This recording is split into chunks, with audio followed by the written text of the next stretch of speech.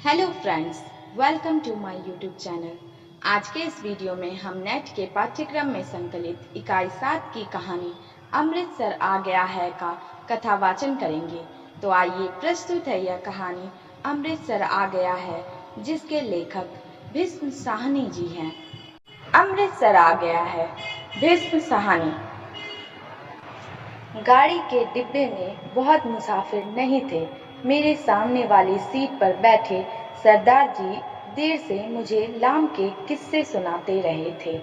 वह लाम के दिनों में बर्मा की लड़ाई में भाग ले चुके थे और बात बात पर खी खी करके हंसते और गोरे फौजियों की खिल्ली उड़ाते रहे थे।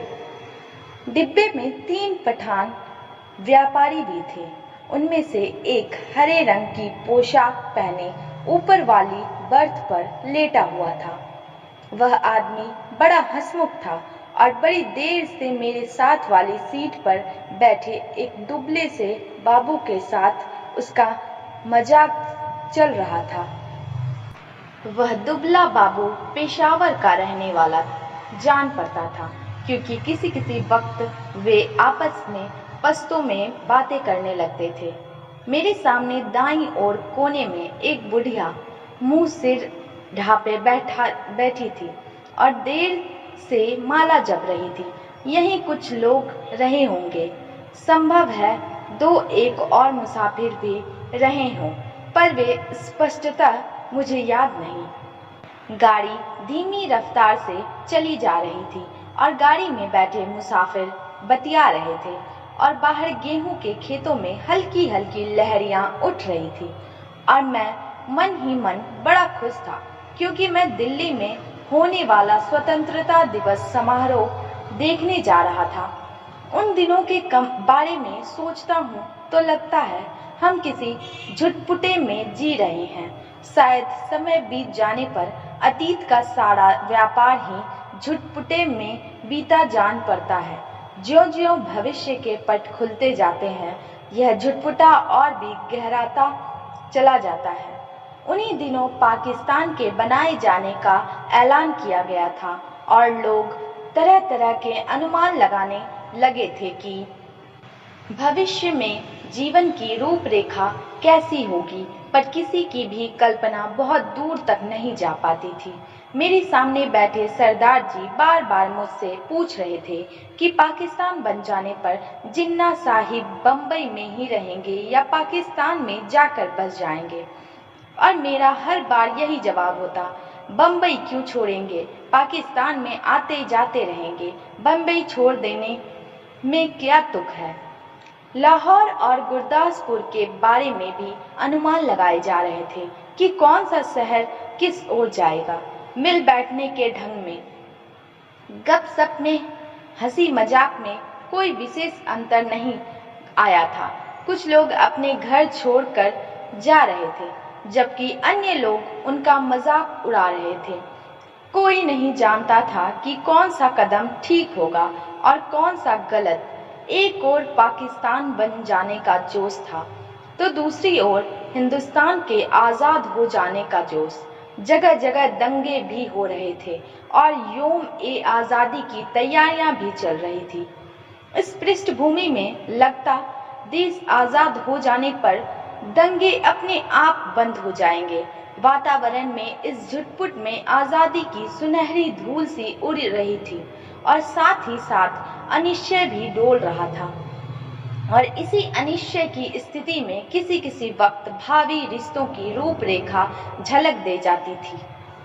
शायद झेलम का स्टेशन पीछे छूट चुका था, जब ऊपर वाली बर्थ पर बैठे पठान ने एक पोटली खोल ली और उसमें से उबला हुआ मांस और नान रोटी के टुकड़े निकाल निकाल कर अपने साथियों को देने लगा। फिर वह हंसी मजाक के बीच मेरी बगल में बैठे बाबू की ओर भी नान का टुकड़ा और मांस की बोटी बढ़ाकर खाने का आग्रह करने लगा था। का ले बाबू, ताकत आएगी, जैसा हो जाएगा, बीवी भी तेरे साथ कुछ रहेगी। काले दाल कोर, तू दाल काता ए। इसलिए दुबला ए। डिब्बे में लोग हंसने लगे थे। बाबू ने पश्तो में कुछ जवाब दिया और फिर मुस्कुराता सिर हिलाता रहा। इस पर दूसरे पठान ने हंसकर कहा, ओ जालिम, हम हमारे हाथ से नहीं लेता ए तो अपने हाथ से उठा ले। खुदा कसम, बकरे का गोश्त ए और किसी चीज का नहीं है। ऊपर बैठा पठान चहक कर बोला, ओ खंजीर के तुम, इधर तुम्हें कौन देखता ए? हम तेरी बीवी को नहीं बोलेगा। ओ तू हमारे साथ बोटी तोड़, हम तेरे साथ दाल पिएगा। इस पर कहकहा उठा, पर दुबला पतला बाबू हंसता, फिर सिर हिलाता रहा और कभी कभी दो शब्द पश्तो में भी कह देता, ओ कितना बुरा बात ए, हम काता ए और तू हमारा मुंह देखता ए। सभी पठान मगन थे। यह इसलिए नहीं लेता कि तुमने हाथ नहीं धोए हैं। स्थूलकाय सरदार जी बोले और बोलते ही खी खी करने लगे। अधलेटी मुद्रा में बैठे सरदार जी की आधी तोंद सीट के नीचे लटक रही थी। तुम अभी सोकर उठे हो और उठते ही पोटली खोलकर खाने लग गए हो, इसलिए बाबूजी तुम्हारे हाथ से नहीं लेते और कोई बात नहीं।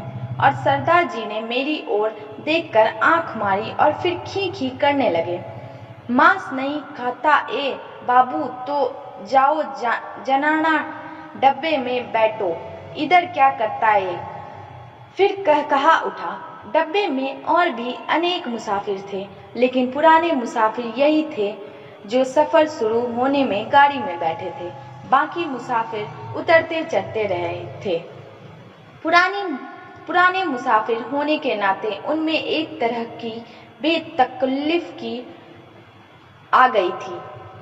ओ इधर आकर बैठो, तुम हमारे साथ बैठो, जाओ जालिम, किस्सा खानी की बातें करेंगे। तभी किसी स्टेशन पर गाड़ी रुकी थी और नए मुसाफिरों का रेला अंदर आ गया था। बहुत से मुसाफिर एक साथ अंदर घुसते चले आए थे। कौन सा स्टेशन है? किसी ने पूछा। वजीराबाद है शायद, मैंने बाहर की ओर देखकर कहा। गाड़ी वहां थोड़ी देर के लिए खड़ी रही, पर छूटने से पहले एक छोटी सी घटना घटी। एक आदमी साथ वाले डिब्बे में से पानी लेने उतरा और नल पर जाकर पानी लोटे में भर रहा था। तभी वह भागकर अपने डिब्बे की ओर लौट आया। छलछलाते लोटे में से पानी गिर रहा था, लेकिन जिस ढंग से वह भागा था उसी ने बहुत कुछ बता दिया था।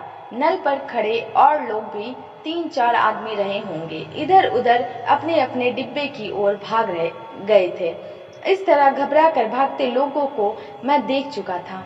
देखते ही देखते प्लेटफॉर्म खाली हो गया, मगर डिब्बे के अंदर अभी भी हंसी मजाक चल रहा था। कहीं कोई गड़बड़ है, मेरे पास बैठे दुबले बाबू ने कहा।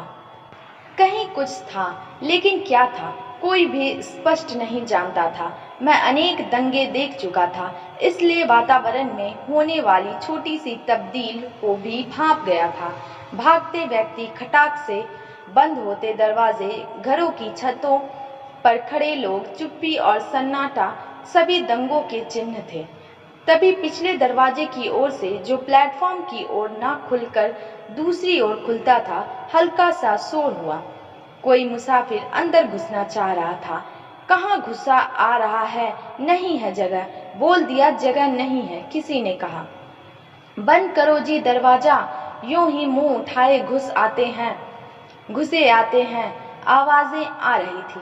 जितनी देर कोई मुसाफिर डिब्बे के बाहर खड़ा अंदर आने की चेष्टा करता रहे, अंदर बैठे मुसाफिर उसका विरोध करते रहे हैं। पर एक बार जैसे तैसे वह अंदर जा जाए तो विरोध खत्म हो जाता है और वह मुसाफिर जल्दी ही डिब्बे की दुनिया का निवासी बन जाता है और अगले स्टेशन पर वही सबसे पहले बाहर खड़े मुसाफिरों पर चिल्लाने लगता है, नहीं है जगह, अगले डिब्बे में जाओ, घुसे आते हैं। दरवाजे पर शोर बढ़ता जा रहा था। तभी मैले कुचैले कपड़ों और लटकती मूछों वाला एक आदमी दरवाजे में से अंदर घुसता दिखाई दिया। चिकट मैले कपड़े, जरूर कहीं हलवाई की दुकान करता होगा। वह लोगों की शिकायतों, आवाजों की और ध्यान दिए बिना दरवाजे की ओर घूमकर बड़ा सा काले रंग का संदूक अंदर की ओर घसीटने लगा। आ जाओ, तुम भी चढ़ जाओ, वह अपने पीछे किसी से कहे जा रहा था। तभी दरवाजे में एक पतली सूखी सी औरत नजर आई और उससे पीछे 16-17 बरस की सांवली सी एक लड़की अंदर आ गई। लोग अभी भी चिल्लाए जा रहे थे। सरदार जी को कुल्हों के बल उठ कर बैठना पड़ा। बंद करो जी दरवाजा, बिना पूछे चढ़े आते हैं, अपने बाप का घर समझ रखा है, मत घुसने दो जी, क्या करते हो, धकेल दो पीछे। और लोग भी चिल्ला रहे थे। वह आदमी अपना सामान अंदर घसीटे जा रहा था और उसकी पत्नी और बेटी संडास के दरवाजे के साथ लगकर खड़े थे। और कोई डिब्बा नहीं मिला, औरत जात को भी यहाँ उठा लाया है। वह आदमी पसीने से तर था और हाँफता हुआ सामान अंदर घसीटे जा रहा था। संदूक के बाद रस्सियों से बंधी खाट की पाटियां अंदर खींचने लगा। टिकट है जी मेरे पास, मैं बेटिकट नहीं हूँ। इस पर डिब्बे में बैठे बहुत से लोग चुप हो गए। पर बर्थ पर बैठा पठान उचक कर बोला, निकल जाओ इधर से, देखता नहीं है इधर जगह नहीं है। और पठान ने आओ देखा ना ताओ आगे बढ़कर ऊपर से ही उस मुसाफिर के लात जमा दी। पर लात उस आदमी को लगने के बजाय उसकी पत्नी के कलेजे में लगी और वहीं हाय हाय करती बैठ गई। उस आदमी के पास मुसाफिरों के साथ उलझने के लिए वक्त नहीं था। वह बराबर अपना सामान अंदर घसीटे जा रहा था। पर डिब्बे में मौन छा गया। खाट की पाटियों के बाद बड़ी बड़ी गठरियां आई। इस पर ऊपर बैठे पठान की सहन क्षमता चुक गई। निकालो इसे, कौन है ये, वह चिल्लाया। इस पर दूसरे पठान ने, जो नीचे की सीट पर बैठा था, उस आदमी का संदूक दरवाजे में से नीचे ढकेल दिया, जहां लाल वर्दी वाला एक कूली बड़ा खड़ा सामान अंदर पहुंचा रहा था। उसकी पत्नी के चोट लगने पर कुछ मुसाफिर चुप हो गए थे। केवल कोने में बैठी बुढ़िया करलाए जा रही थी। ए नेक बख्तों, बैठने दो, आजा बेटी, तू मेरे पास आजा, जैसे तैसे सफर काट लेंगे, छोड़ो बेजालिमों, बैठने दो। अभी आधा सामान ही अंदर आ पाया होगा जब सहसा गाड़ी सरकने लगी। छूट गया, सामान छूट गया। वह आदमी बदहवास सा होकर चिल्लाया, पिताजी सामान छूट गया। संडास के दरवाजे के पास खड़ी लड़की सिर से पांव तक कांप रही थी और चिल्लाई जा रही थी, उतरो, नीचे उतरो। वह आदमी हड़बड़ा कर चिल्लाया और आगे बढ़कर खाट की पाटियां और गठरियां बाहर फेंकते हुए दरवाजे का डंडहरा पकड़ कर नीचे उतर गया। उसके पीछे उसकी व्याकुल बेटी और फिर उसकी पत्नी कलेजे को दोनों हाथों से दबाए हाय हाय करती नीचे उतर गई। बहुत बुरा किया है तुम लोगों ने, बहुत बुरा किया है, बुढ़िया ऊंचा ऊंचा बोल रही थी। तुम्हारे दिल में दर्द मर गया है। छोटी सी बच्ची उसके साथ थी। बेरहमों, तुमने बहुत बुरा किया है, धक्के देकर उतार दिया है। गाड़ी सूने प्लेटफॉर्म को लांघती आगे बढ़ गई। डिब्बे में व्याकुल सी चुप्पी छा गई। बुढ़िया ने बोलना बंद कर दिया था। पठानों का विरोध कर पाने की हिम्मत नहीं हुई। तभी मेरी बगल में बैठे दुबले बाबू ने मेरे बाजू पर हाथ रखकर कहा, आग है, देखो आग लगी है।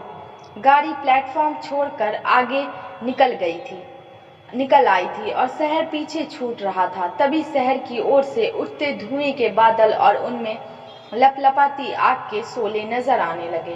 दंगा हुआ है। स्टेशन पर भी लोग भाग रहे थे, कहीं दंगा हुआ है।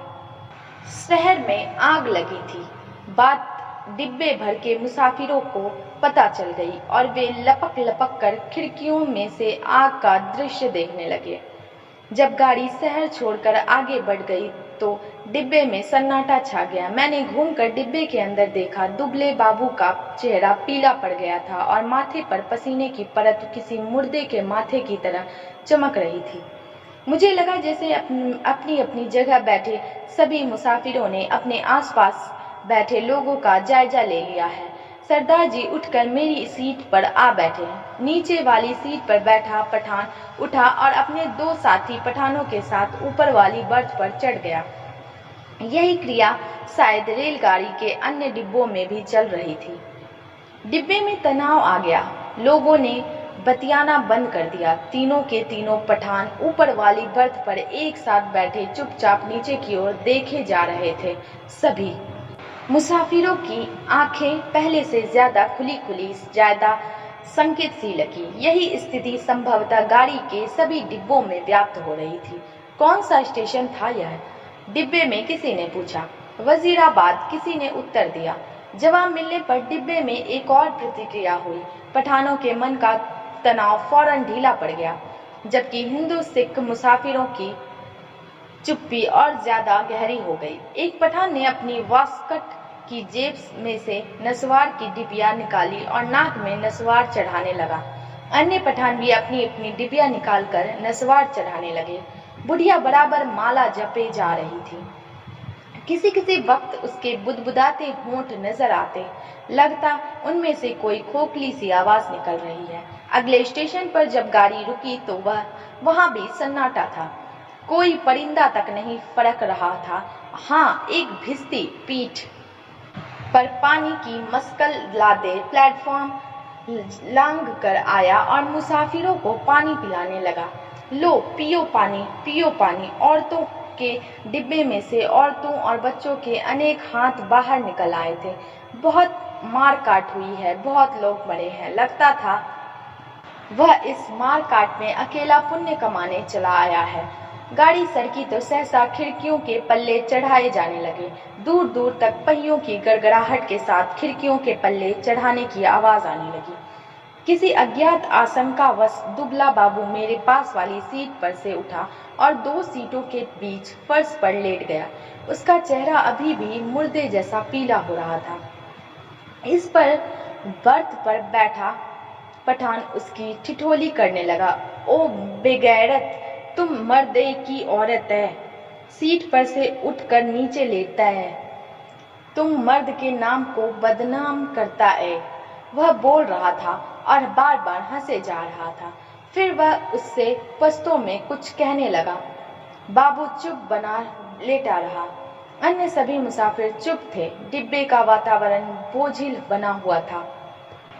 ऐसे आदमी को डिब्बे में नहीं बैठने देगा। ओ बाबू, अगले स्टेशन पर उतर जाओ और जनाना डब्बे में बैठो। मगर बाबू की हाजिर जवाबी अपने कंठ में सूख चली थी। हकला कर चुप हो रहा। पर थोड़ी देर बाद वह अपने आप उठकर सीट पर जा बैठा और देर तक अपने कपड़ों की धूल झाड़ता रहा। वह क्यों उठकर फर्श पर लेट गया था? शायद उसे डर था कि बाहर से गाड़ी पर पथराव होगा या गोली चलेगी। शायद इसी कारण खिड़कियों के पल्ले चढ़ाए जा रहे थे। कुछ भी कहना ठीक कठिन था। मुमकिन है किसी एक मुसाफिर ने किसी कारण से खिड़की का पल्ला चढ़ाया हो। उसकी देखा देखी बिना सोचे समझे धड़ाधड़ खिड़कियों के पल्ले चढ़ाए जाने लगे थे। बोझिल अनिश्चित से वातावरण में सफर कटने लगा।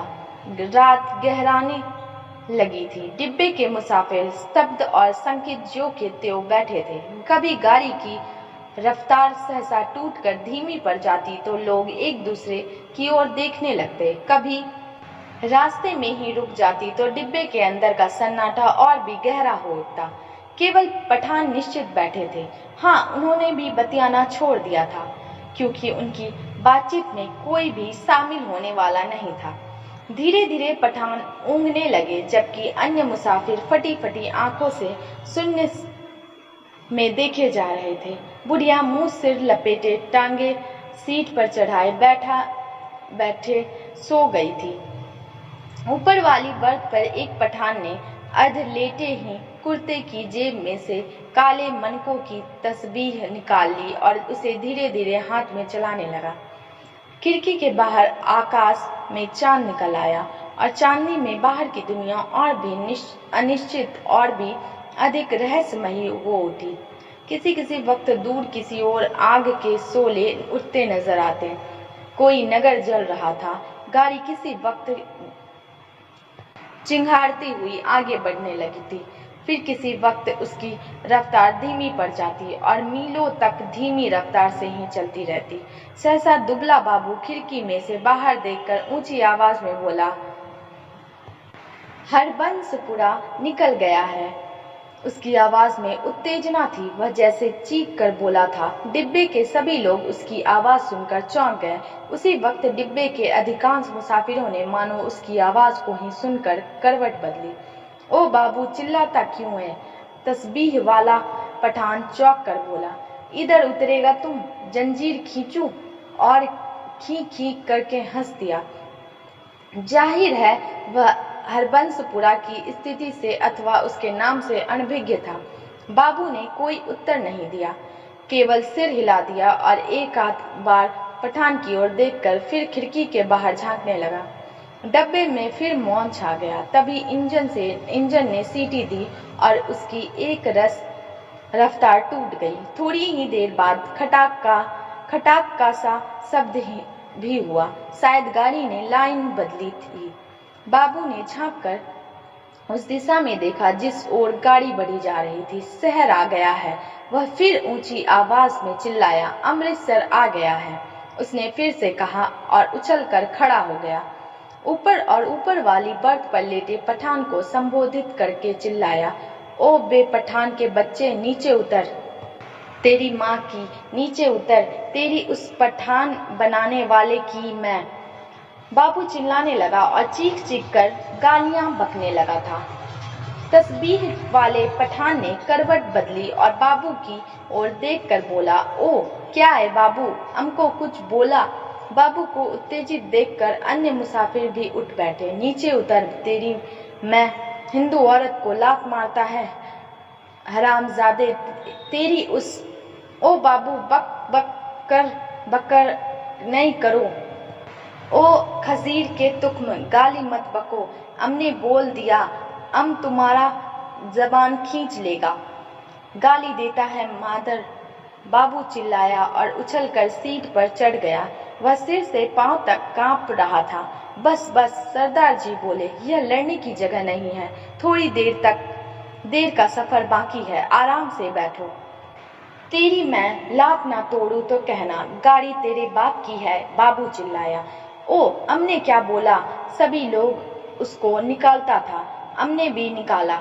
ये इधर हमको गाली देता है, हम इसका जबान खींच लेगा। बुढ़िया बीच में फिर बोले उठी, वे जीन जोगिया, आराम नाल बैठो। वे रब दिए बंदियों, कुछ होश करो। उसके होंठ किसी प्रेत की तरह फड़फड़ाए जा रहे थे और उनमें से छीन सी फुसफुसाहट सुनाई दे रही थी। बाबू चिल्लाए जा रहा था, अपने घर में शेर बनता था। अब बोल, तेरी मैं उस पठान बनाने वाली की।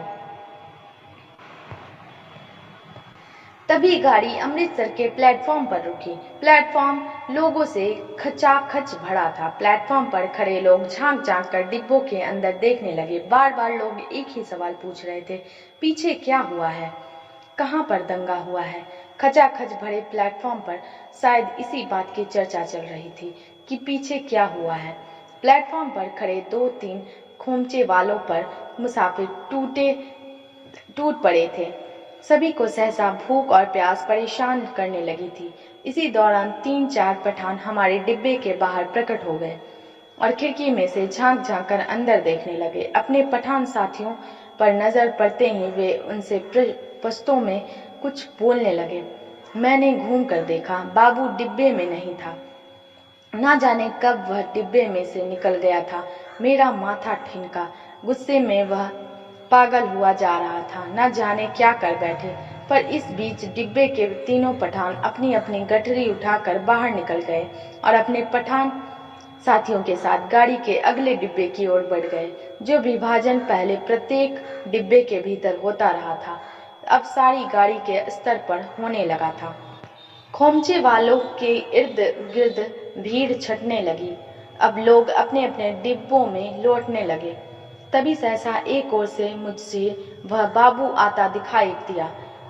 उसका चेहरा अभी भी बहुत पीला था और माथे पर बालों की लट झूल रही थी। नजदीक पहुंचा तो मैंने देखा उसने अपने दाएं हाथ में लोहे की एक छड़ उठा रखी थी।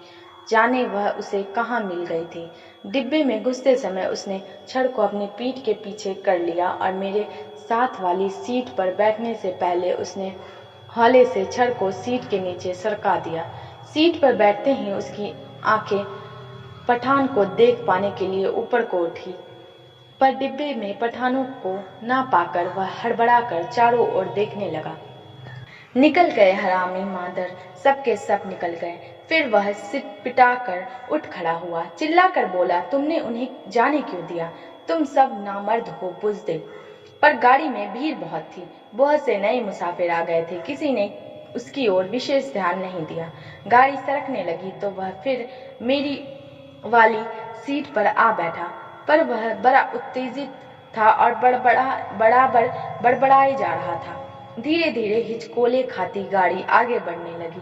डिब्बे में पुराने मुसाफिरों ने भरपेट पूड़ियां खा ली थी और पानी पी लिया था और गाड़ी उस इलाके में आगे बढ़ने लगी थी जहां उनके जान माल को खतरा नहीं था। नए मुसाफिर बतिया रहे थे। धीरे धीरे गाड़ी फिर समतल गति से चलने लगी थी। कुछ ही देर बाद लोग ऊँघने भी लगे थे, मगर बाबू अभी भी फटी फटी आंखों से सामने की ओर देखे जा रहा था।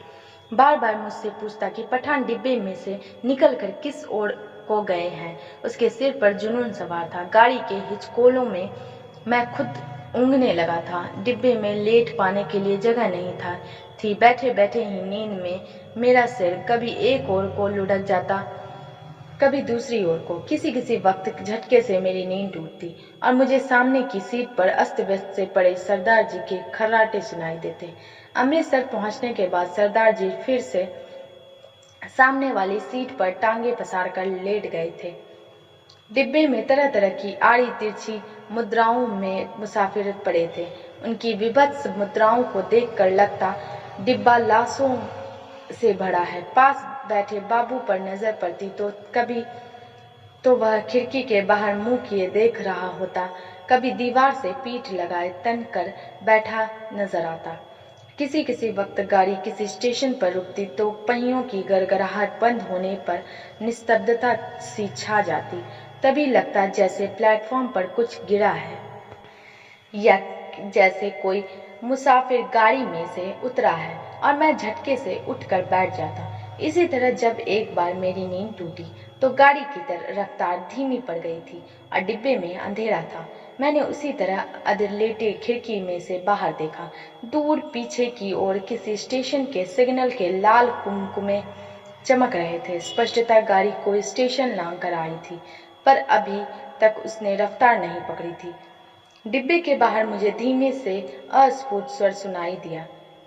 दूर ही एक धूमिल सा काला पुंज नजर आया। नींद की खुमारी में मेरी आंखें कुछ देर तक उस पर लगी रही। फिर मैंने उसे समझ पाने का विचार छोड़ दिया। डिब्बे के अंदर अंधेरा था, बत्तियां बुझी हुई थी, लेकिन बाहर लगता था पाँव फटने वाली है। मेरी पीठ पीछे डिब्बे के बाहर किसी चीज को खरोचने की सी आवाज आई। मैंने दरवाजे की ओर घूमकर देखा। डिब्बे का दरवाजा बंद था। मुझे फिर से दरवाजा खरोचने की आवाज सुनाई दी। फिर मैंने साफ साफ सुना लाठी से कोई डिब्बे का दरवाजा पटपटा रहा था। मैंने झांक कर खिड़की के बाहर देखा। सचमुच एक आदमी डिब्बे की 2 सीढ़ियां चढ़ आया था। उसके कंधे पर एक गठरी झूल रही थी और हाथ में लाठी थी, और उसने बदरंग से कपड़े पहन रखे थे और उसके दाढ़ी भी थी। फिर मेरी नजर बाहर नीचे की ओर आ गई। गाड़ी के साथ साथ एक औरत भागती चली आ रही थी, नंगे पांव, और उसने 2 गठरियां उठा रखी थी। बोझ के कारण उससे दौड़ा नहीं जा रहा था। डिब्बे के पायदान पर खड़ा आदमी बार बार उसकी ओर मुड़कर देख रहा था और हाँफता हुआ कहे जा रहा था, आ जा, तू भी चढ़ा, आजा। दरवाजे पर फिर से लाठी पटपटाने की आवाज आई। खोलो जी दरवाजा, खुदा के वास्ते दरवाजा खोलो।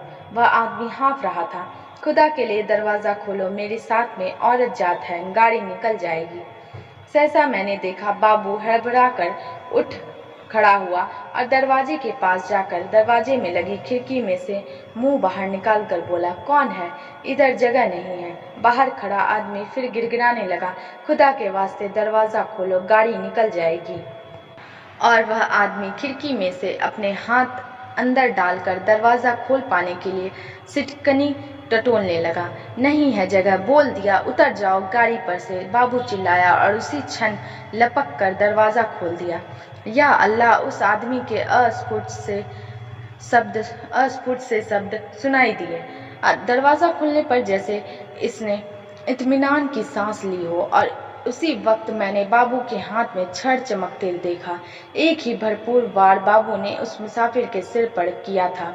मैं देखते ही डर गया और मेरी टांगे लड़ज गई। मुझे लगा जैसे छड़ के वार का उस आदमी पर कोई असर नहीं हुआ। उसके दोनों हाथ अभी भी जोड़ के डंडहरे को पकड़े हुए थे।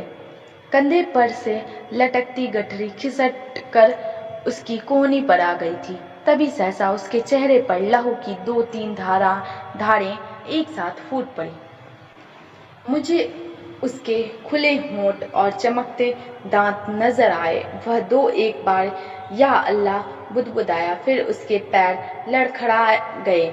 उसकी आंखों ने बाबू की ओर देखा, अधमूंदी सी आंखें जो धीरे धीरे सिकुड़ती जा रही थी, मानो उसे पहचानने की कोशिश कर रही हो कि वह कौन है और उससे किस अदावत का बदला ले रहा है। इस बीच अंधेरा कुछ और छन गया था। उसके होंठ फिर से फड़फड़ाए और उनमें सफेद दांत फिर से झलक उठे। मुझे लगा जैसे वह मुस्कुराया है, पर वास्तव में केवल क्षय के ही कारण होंठों में बल पड़ने लगे थे। नीचे पटरी के साथ साथ भागती औरत बड़बड़ाई और कोसे जा रही थी। उसे अभी भी मालूम नहीं हो पाया था कि क्या हुआ है। वह अभी भी शायद यह समझ रही थी कि गठरी के कारण उसका पति गाड़ी पर ठीक तरह से चढ़ नहीं पा रहा है, कि उसका पैर जम नहीं पा रहा है।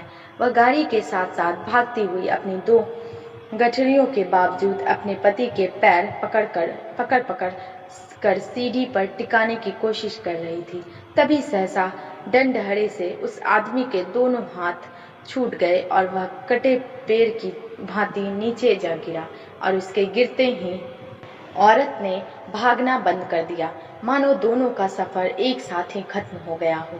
बाबू अभी भी मेरे निकट डिब्बे के खुले दरवाजे में बुत का बुत बना खड़ा था। लोहे की छड़ अभी भी उसके हाथ में थी। मुझे लगा जैसे वह छड़ को फेंक देना चाहता है, लेकिन उसे फेंक नहीं पा रहा। उसका हाथ जैसे उठ नहीं रहा था। मेरी सांस अभी भी फूली हुई थी और डिब्बे के अंधियारे कोने में मैं खिड़की के साथ सट कर बैठा उसकी ओर देखे जा रहा था। फिर वह आदमी खड़े खड़े हिला।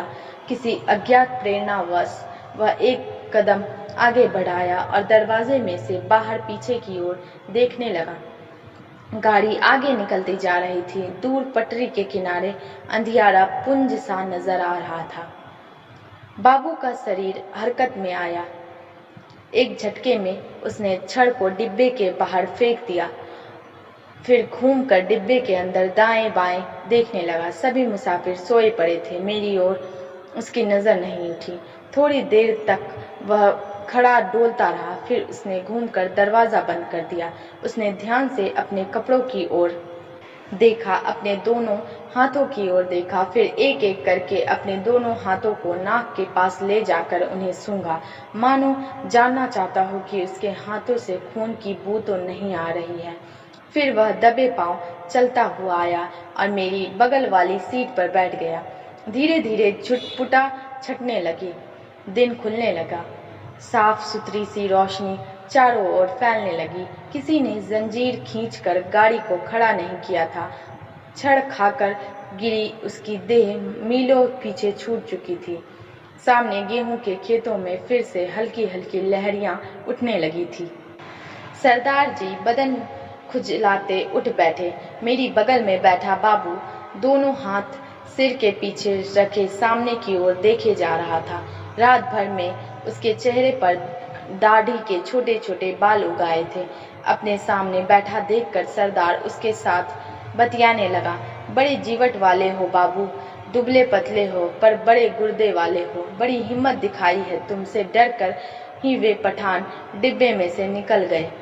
यहाँ बने रहते तो एक न एक की खोपड़ी तुम जरूर दुरुस्त कर देते।